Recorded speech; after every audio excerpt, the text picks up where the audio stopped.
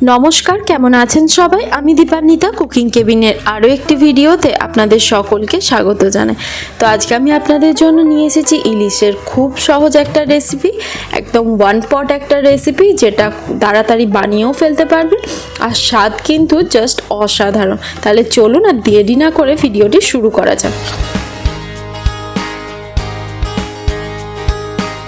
তো দেখা যাক কী কী ইনগ্রেডিয়েন্টস আমাদের এখানে লাগছে। আমরা এখানে নিয়ে নিয়েছি ইলিশ মাছ, নিয়েছি এখানে কাঁচা লঙ্কা, টক দই, আর নিয়ে নেব এখানে দুই রকমের এখানে সর্ষে নিয়েছি, কালো হলুদ নিয়েছি, পোস্ত হলুদ, আর নিয়েছি রেড চিলি পাউডার।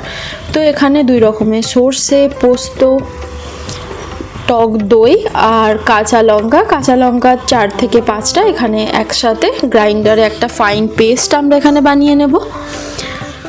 আর কিছু কাঁচা লঙ্কা আমরা রেখে দেবো, যেটা আমরা পরে ইউজ করব।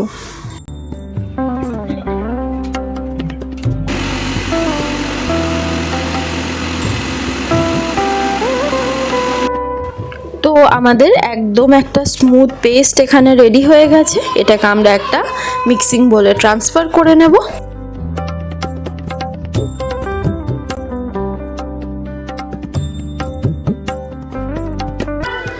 তো এবার আমরা যে হলুদ আর রেড চিলি পাউডার যেটা নিয়েছিলাম, সেগুলোকে আমরা একটু তেলের মধ্যে এখানে একটুখানি কুক করে নেব 1-2 মিনিট। জাস্ট মিডিয়াম লো ফ্লেমে গ্যাসটাকে রেখে 1-2 মিনিট একটু তেলের মধ্যে যদি এরকম করে নাড়াচাড়া করে একটু কুক করে নেন, তাহলে কিন্তু এর যে কাঁচা গন্ধটা সেটাও কিন্তু রান্নাটা থেকে আসবে না, আর কিন্তু খুব ভালো একটা সুন্দর রান্নায় কালারও আসবে।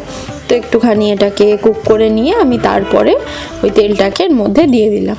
এবার সব উপকরণগুলোকে একসাথে খুব ভালো করে এখানে মিশিয়ে নেব।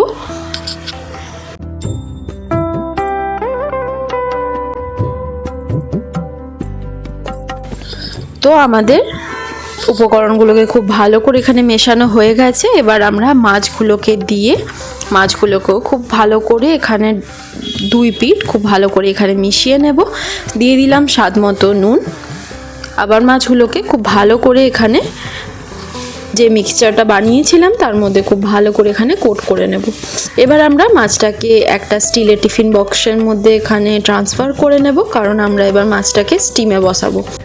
তো আপনারা যে এই ম্যারিনেশনের যে প্রসেসটা পুরোটা সেটা আপনারা চাইলে ডাইরেক্ট এই টিফিন বক্সের মধ্যেই কিন্তু করে নিতে পারেন। আমি জাস্ট আপনাদের যাতে স্টেপ বাই স্টেপ দেখাতে সুবিধা হয় তার জন্য আমি কিন্তু আলাদা একটা জায়গার মধ্যে ম্যারিনেট করেছি। তো এবার আমরা গ্যাসের মধ্যে কড়াই বসিয়ে নিয়ে একটু সামান্য জল দিয়ে আমরা কিন্তু টিফিন বক্সটা বসিয়ে দিলাম। অর্ধেকটা কিন্তু টিফিন বক্স গরম মানে জলের মধ্যে ডুবে থাকবে, সেরকম জলই আমরা এখানে দেব। আধ ঘন্টার জন্য এটাকে মিডিয়াম ফ্লেমে রেখে ছেড়ে দেব। তো আধ ঘন্টা পরে আমরা ফিরে এসেছি, জলটা অনেকটা রিডিউস হয়ে গেছে, আমাদেরও কিন্তু মাছ একদম কুক হয়ে গেছে। তো টিফিন বক্সটা একটু ঠান্ডা হওয়া অবধি ওয়েট করে, তো এখন দেখুন আমাদের কিন্তু গরম গরম ইলিশ ভাপা একদম রেডি। এটাকে স্টিম রাইসের সাথে যদি একবার না ট্রাই করেন তাহলে কিন্তু মিস করছেন।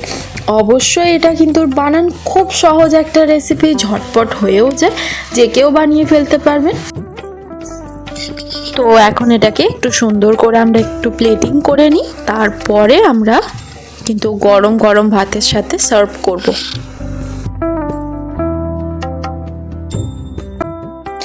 উপর থেকে আমরা কিন্তু দিয়ে দেবো একটু সর্ষের তেল।